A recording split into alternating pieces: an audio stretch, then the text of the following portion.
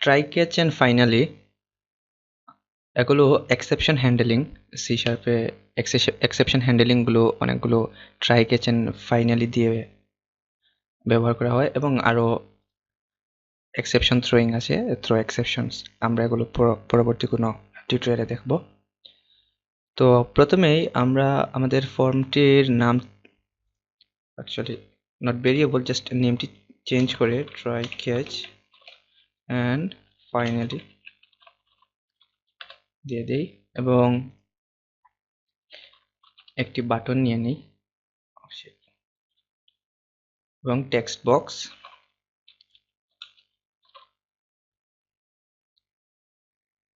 বাটনটির নাম আমরা চেঞ্জ করে দিই, অ্যাকচুয়ালি শুধু টেক্সট চেঞ্জ করে দিয়ে দিই গেট এবং এর ভেরিয়েবল নেম বাটন 1 থেকে vtn get।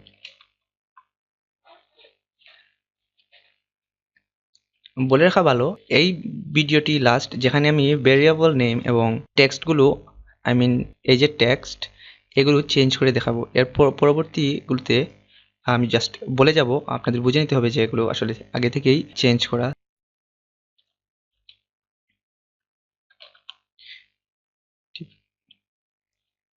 গেট ইউআরএল, আসলে আমরা কি করব একটু পরে বলে দিব আমি, এবং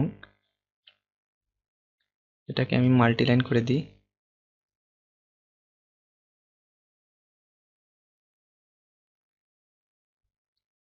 এবং এটি আমাদের সেট এইচটিএমএল।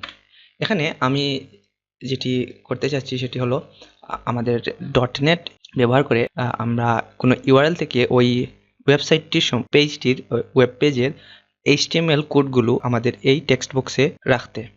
এখন তো যেহেতু আমরা একটি নেম স্পেস ব্যবহার করব, তো প্রথমেই আমরা ইউজিং system.net অ্যাড করে নিব। তারপর প্রথমেই এখানে আমরা ইনিশিয়ালাইজ গ্লোবাল একটি ভেরিয়েবল নিয়ে নিই, যেখানে web client, okay, web client, এবং আমি দিলাম এটাকে client is equal to new web client, okay. Then আমরা যদি একটি স্ট্রিং নিয়ে নিই, কাম অন, স্ট্রিং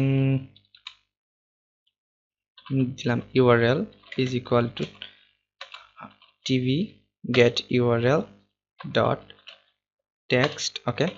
তারপর একটি স্ট্রিং ভ্যালু, আমরা এখানে value is equal to assign করে দিলাম client dot download string, okay. And এখানে আমরা আমাদের ইউআরএল বসিয়ে দিলাম। তারপর টেক্সট বক্স 2 তে that was get url, no set url, actually set html, tv set html টেক্সটটাকে আমরা ভ্যালু ডট লেংথ, যেহেতু এখানে এরর আসছে তো আমাদের ভ্যালুর লেংথ অবশ্যই এখানে এগুলো লেংথটি, এই লেংথগুলো আসলে আসবে ইন্টিজার ভ্যালু হয়ে। তো এটাকে অবশ্যই আমাদের একটি টেক্সট বক্সের টেক্সটগুলো অবশ্যই স্ট্রিং আকারে থাকে, তো আমরা টু স্ট্রিং দিয়ে কনভার্ট করে নিব, দ্যাটস ইট। এবং আমরা TV set HTML dot text is equal to value pass করে দেব, ওকে। যদি এই প্রোগ্রামটি আমি রান করি, দেখতে পাবেন এখানে আমি যদি টাইপ করি https www.google.com এবং গেট ক্লিক করলে দেখুন এখানে একটি আসছে system dot not supported exception. এরকমের আপনার সামান্য কোনো ভুলের কারণে যে এক্সেপশনগুলো আসে সেগুলো আসলে আমরা ফিক্স করতে ট্রাই ক্যাচের ব্যবহার করে থাকি। তাহলে আমরা ভুল কোথায় করলাম? ওকে, চলুন আবার আমরা কন্টিনিউ দিয়ে দেখি এখানে দিতে কোনো ভুল করেছিলাম কিনা। https, ওকে, তারপর www.google.com, ওকে। এন্ড দেখুন আমরা প্রথমে এখানে যে ভুল করেছি সেটা হলো এখানে আমাদের ইউআরএল এ আমরা সঠিকভাবে ইউআরএল ইনপুট দিই নাই, যার কারণে একটি এক্সেপশন এসেছিল। আসলে দেখুন, আপনার এই প্রোগ্রামটি যদি সঠিক হয়ে থাকে, তবে এই দেখুন পুরো google.com এর যে হোম পেজটি আছে তার পুরো কোড যে আছে এখানে HTML ফরম্যাটে বা আপনি CSS ওদের যাই ব্যবহার হয়ে থাকুক না কেন, সব কোড এখানে চলে আসছে। এখান থেকে আপনি কপি করে নিতে পারেন। কিন্তু আমরা যদি সামান্য কোনো ভুল করে থাকি, ধরুন আমি এখানে ডটের বদলে যদি কমা দিয়ে দিই, দেখুন একটা এক্সেপশন থ্রো করতেছে। সো এইরকম এক্সেপশনগুলো আমরা হ্যান্ডেলিং করতে ট্রাই ক্যাচ ব্যবহার করে থাকি। ধরুন আমি যদি এখন এখানে ট্রাই ক্যাচ ব্যবহার করতাম, আর ধরুন ট্রাই, এবং ট্রাইয়ের ভিতরে যদি আমি এইগুলো দিয়ে দিই এবং এখানে ক্যাচ দিয়ে দিই, ক্যাচ, তবে ক্যাচের ভিতরে আমি দিয়ে দিলাম ধরুন টেক্সট বক্স, সরি, এখানে এক্সেপশন দিতে হবে অবশ্যই। এখানে আমি আর্গুমেন্ট নাল এক্সেপশন পাস করে দিলাম, এবং এখানে আমাদের টিভি সেট ইউআরএল, আবার আমাদের প্রথম যে টেক্সট বক্স যেটাতে আমরা ইনপুট নেই সেটার টেক্সটটিকে অবশ্যই এখানে দিয়ে দিলাম যে enter a valid, enter with a valid format. ওকে, এখন যদি আমি রান করি, তবে আমি যদি এখানে ধরুন ভুল ইনফরমেশনই দেই গুগল দেন নাথিং, ওকে, এখনো আমাদের কিন্তু এক্সেপশন হ্যান্ডেলিং হয় নাই। কেন হয় নাই? বিকজ এখানে আমি নাল এক্সেপশন, যেটা যদি আমাদের টেক্সট বক্সটি যদি ফাঁকা থাকে, এইভাবে কোনো ইনপুট দেওয়া না হয়, নাল থাকে, সেই ক্ষেত্রে এই এক্সেপশনটি আসলে কভার করবে। তো আমরা অন্য আরেকটি ক্যাচ ব্যবহার করব। ওকে, কন্টিনিউ, কাম অন।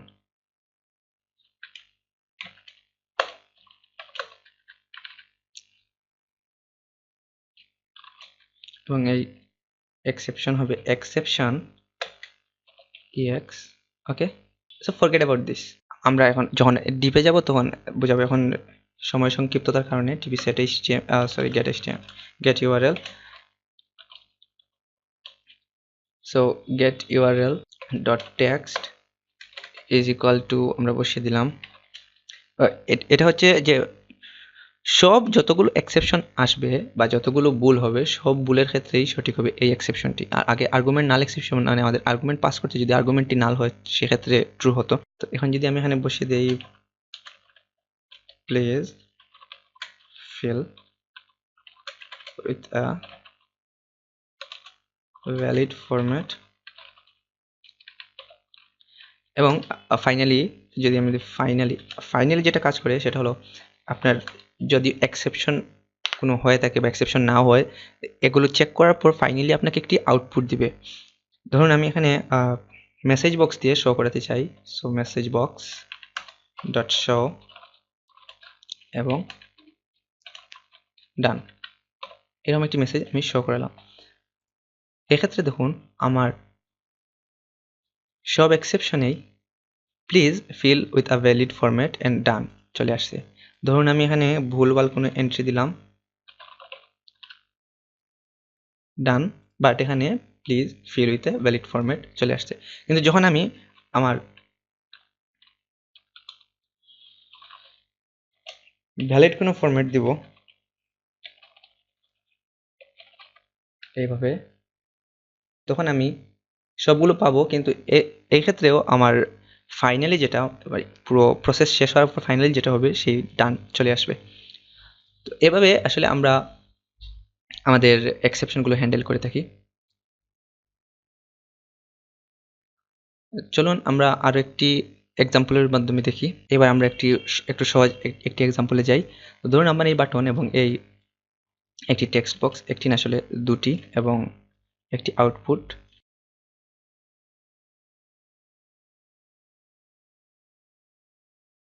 ধরুন আমি এখন একটি ডিভিশন করব, যেখানে বা ডিভিশন অপারেশন করব, যেখানে দুটি সংখ্যার ভাগফল আমি এটাতে পাবো।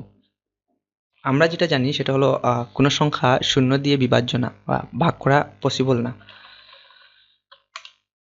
তাহলে আমরা আসলে এই জিনিসগুলো কিভাবে সলভ করব? ধরুন আমি এখানে যদি দিই যে integer first is equal to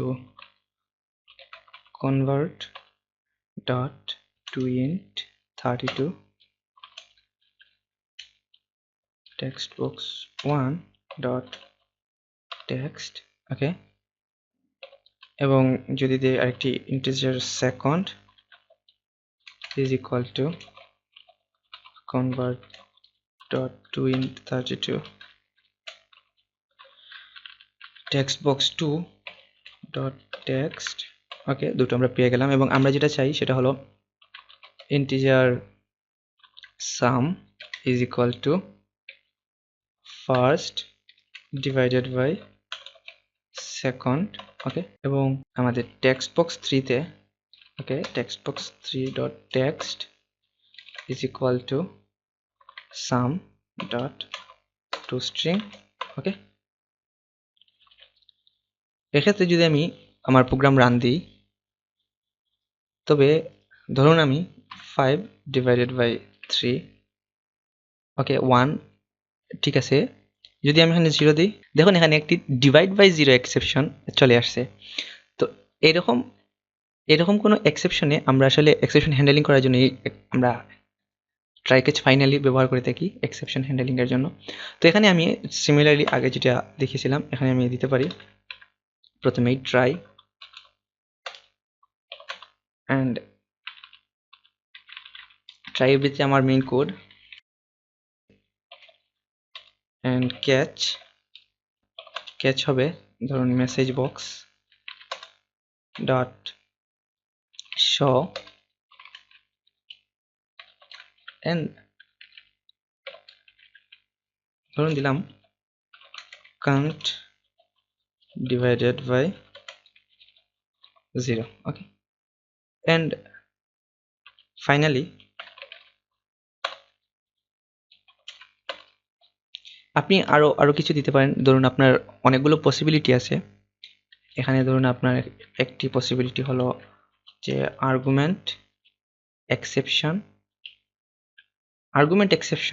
x দিতে পারেন। এক্ষেত্রে এই এক্সেপশন ধরবে। আরো ক্যাচ ব্যবহার করতে পারেন, ক্যাচ ফর অল এক্সেপশনস, ধরুন এক্সেপশন এক্স। এর জন্য ধরুন এখানে মেসেজ বক্স দিয়ে অন্য কিছু শো করাতে চান, আমি দিই সামথিং রং,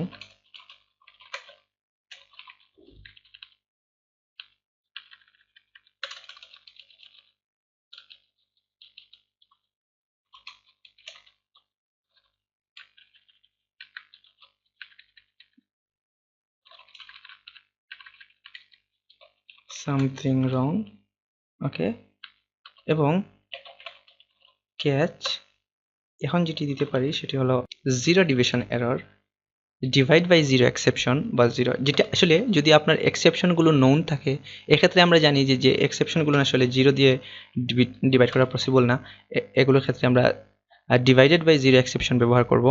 ধরুন আমি দিলাম message box dot show and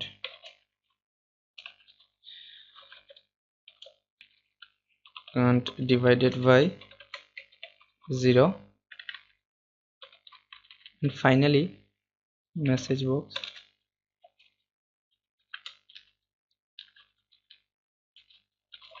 done, okay, discuss আছে।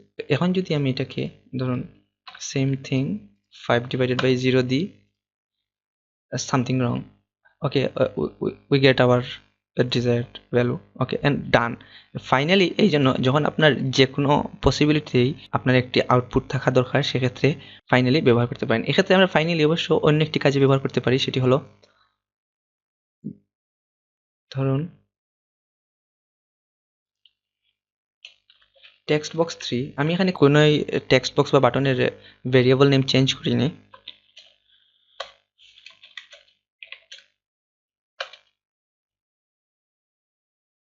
এক্ষেত্রে 0 এক্ষেত্রে একটি প্রবলেমও হতে পারে, আমি প্রবলেমটি অবশ্যই দেখিয়ে দেব। ধরুন আপনি 10 ডিভাইডেড বাই 2 দিবেন, ওকে, 0, কারণ ফাইনালি ওই সব ক্যালকুলেশনের পরে ফাইনালি ওটা 0 করে দিছে। ধরুন 5 ডিভাইডেড বাই 2, 0, সেম। এইসব ক্ষেত্রে ফাইনালি অবশ্যই আমরা মাথায় রেখে আমাদের প্রোগ্রামটি বিল্ড করতে হবে। এক্ষেত্রে যদি আমি আবার আমার সামটি দিয়ে দিই, ওকে, সাম অ্যান্ড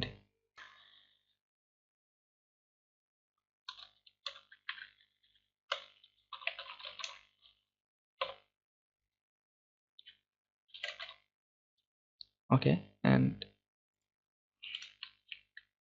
অবশ্যই এটাকে টু স্ট্রিং নিতে হবে অ্যান্ড গো। এখন আমার